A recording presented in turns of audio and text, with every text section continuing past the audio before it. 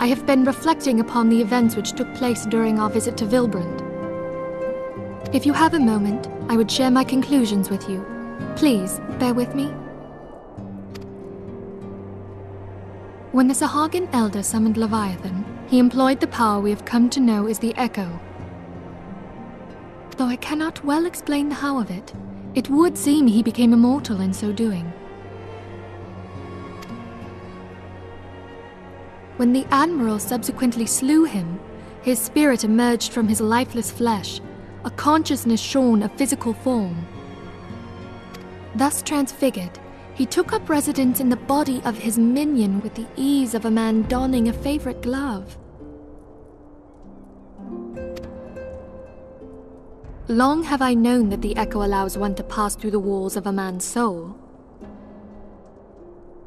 But never did I imagine that it could free us from our own flesh, nor less that our souls could then occupy the next corporeal vessel to take our fancy. It was of this that Elidibus spoke, an existence which knows neither cessation nor oblivion.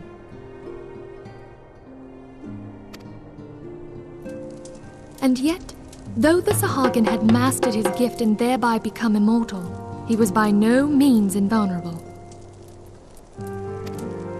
As we both bore witness, he was ultimately absorbed into Leviathan. And the import of this observation? If the Ascians' mode of existence is indeed the same, it can be inferred that they too are not invulnerable, that they can be destroyed.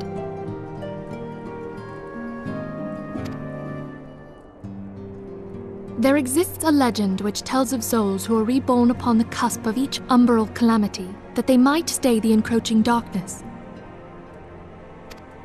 To most, it is but a fairy tale, yet recent events have given me cause to wonder, could the legend in fact refer to the Echo? Much and more yet remains unknown, but I am confident that all will become clear in time. For the present, however, what matters is that the key to defeating the Ascians may at last be within sight. With Urianger's aid, it is my hope that I shall fathom this matter ere long.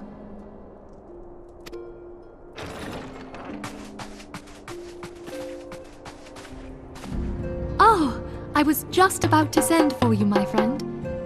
Is Artemis? Grave tidings from the Sharlayan motherland, my lady. It doth concern our distant allies, the students of Baldessian. What of them? My lady, the Isle of Val, which for many years hath been the Order's home, is no more. No more? Whatever do you mean? I relate only that which hath been conveyed unto me by our agents. An etheric wave of the highest magnitude was recorded in the region. Soon thereafter, 'twas observed that the isle had ceased to be. 'Tis postulated that a magic was evoked, like in power to Ultima.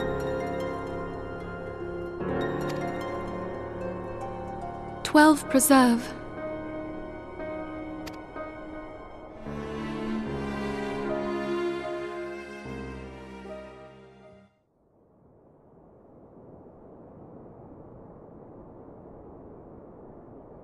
If there are no other matters, I move that today's meeting be adjourned.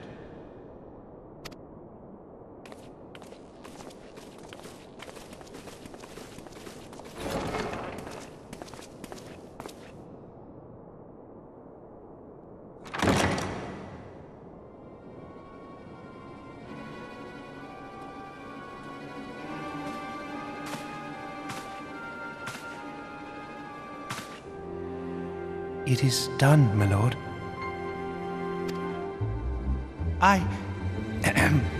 Forgive my impertinence, my lord, but these orders, I am uncertain as to what end they serve.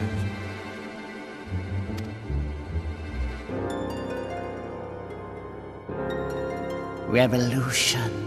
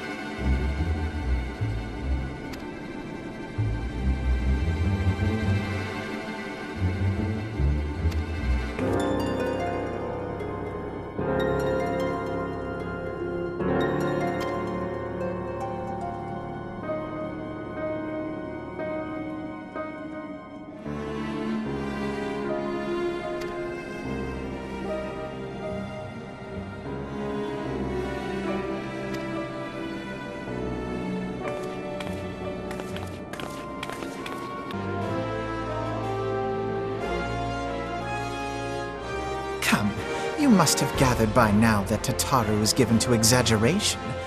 As you can see, I am quite well. Ul'dah, on the other hand, is not. This riot was anything but an isolated incident.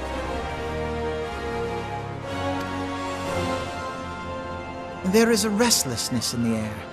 Tensions long simmering are at last threatening to boil over.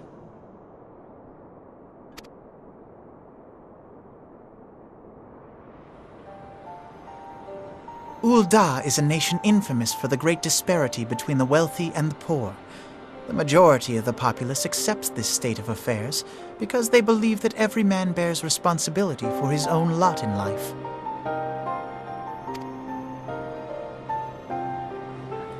To an Ul'dan, money is the foremost, and some would say the only measure of a man's worth. Small wonder that the wealthiest wield the greatest influence.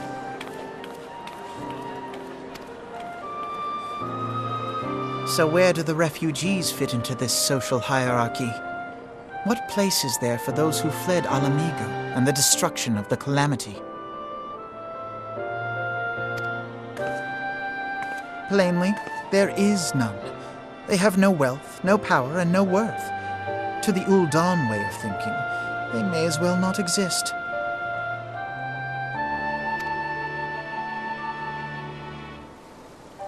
Choosing to ignore their existence, however, is patently not an option.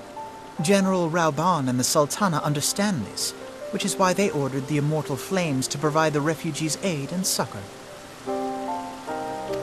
Yet none would dispute that the expenses incurred by this policy grow by the day, with no end in sight.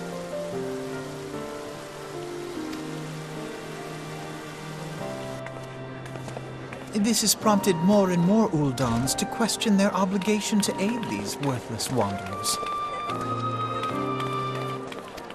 While more and more refugees have come to resent their treatment at the hands of the sneering citizenry.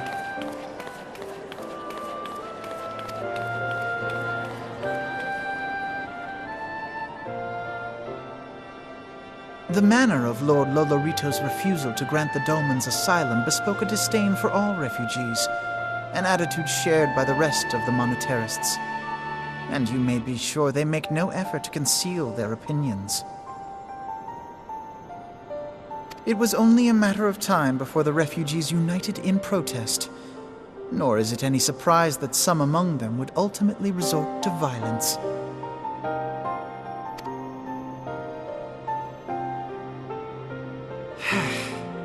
That the Immortal Flames should choose this of all occasions to engage in joint training exercises with the other Grand Companies. By the time they return, the situation may well have deteriorated beyond mending.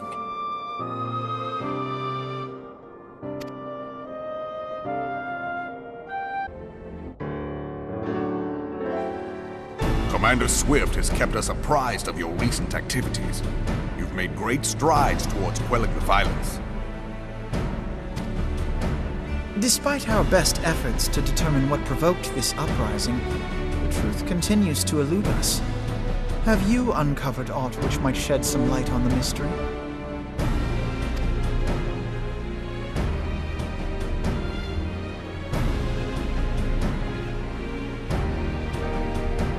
This information does not leave this room. The Syndicate's decision to reject the Doman refugees' appeal for asylum had lasting repercussions.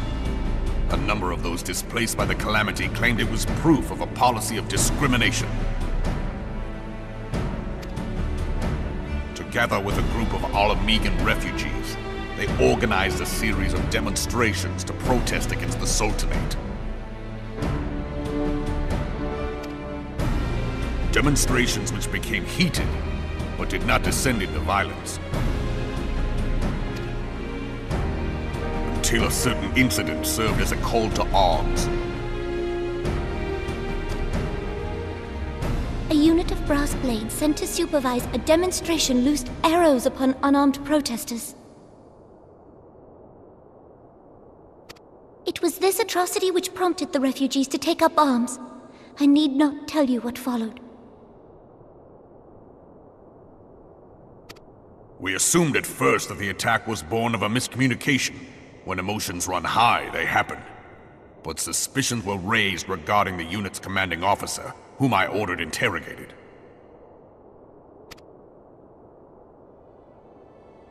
Sure enough, our fears were soon confirmed. The dog confessed that a merchant had offered him coin to give the order. A merchant in the employ of Teleji Adeleji.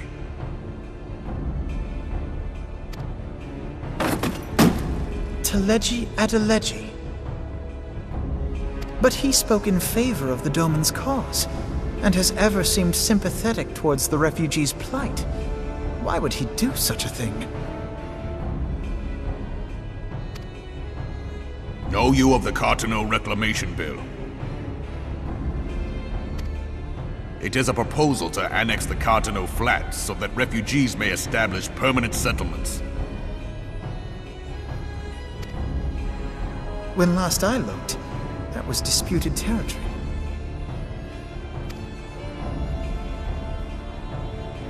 Aye. Some might even call it a battlefield.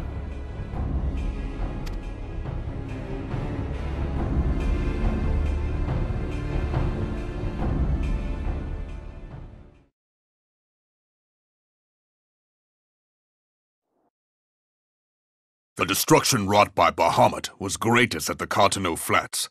That much is common knowledge. What is less well known is that his rampage laid bare ancient Allagan ruins, of which no record existed. There are certain differences of opinion as to how these ruins should be handled, which is why each nation maintains a military presence in the region to this day. Yet differ though we may, we are still allies.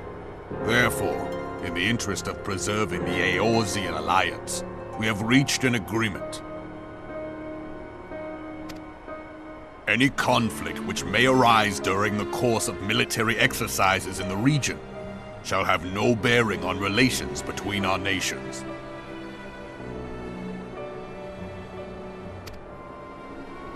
In full knowledge of this delicate state of affairs, Teleji Adeleji proposed the Cartano Reclamation Bill. A shameless bloody ruse which stands to benefit him in but one conceivable way. If successful, he will gain control over the disputed territory under the guise of assisting in the resettlement effort. And you can be sure he'll build an orphanage next to every Allagan ruin.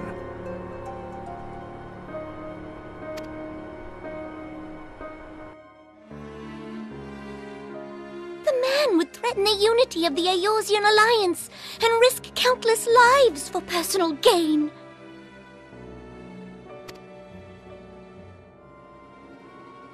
He walks a path all his own, independent of any faction and beholden to none of his fellows on the Syndicate. By inciting the less fortunate to violence, he hopes to convince others that the Cartano Reclamation Bill is the only viable solution. His sympathy for the plight of the Domans was not but posturing to gain credibility with the refugees. Of that there can be no doubt.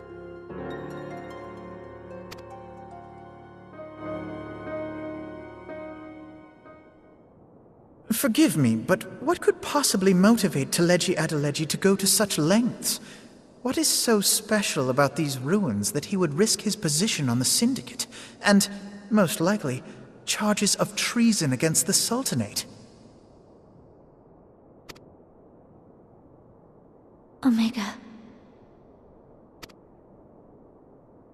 Pardon?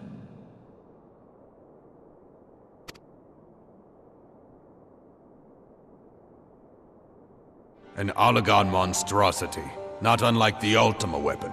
Mayhap larger, we know not. It has yet to be fully excavated. Allagan inscriptions indicate that it was created to fell Bahamut himself. If accurate, it might explain why Nail Van Darnus chose to bring the Red Moon down upon the Cartano Flats. Given the ends he went to ensure Eorzea's annihilation, destroying the one weapon which could stay the Elder Primal may well have seemed like good sense. When first I bore witness to the power of the Ultima weapon, I doubted the evidence of my senses. And now you tell me there is another such weapon, one which could contend with Bahamut. Bahamut! Aye, we were skeptical ourselves. Truth be told, until the Ultima weapon's existence came to light, we thought the inscription had been mistranslated. At present, Omega is more akin to a fossil than a tool of war, having long since ceased to function. As such, its true potential cannot accurately be gauged. However, if someone were to restore it, as the Garleans did the Ultima weapon, I have little doubt that he would wield untold power. Power enough to subjugate Uldar like as not, and the rest of Eorzea besides, which is doubtless why Teleji Adeleji yearns to have it. That he should aspire to world domination. He who has ever walked 2 paces behind Lord Lolorito in matters of commerce. 'Tis in acknowledgement of his own limitations that he seeks this power. Woe betide us all should we allow him to have it.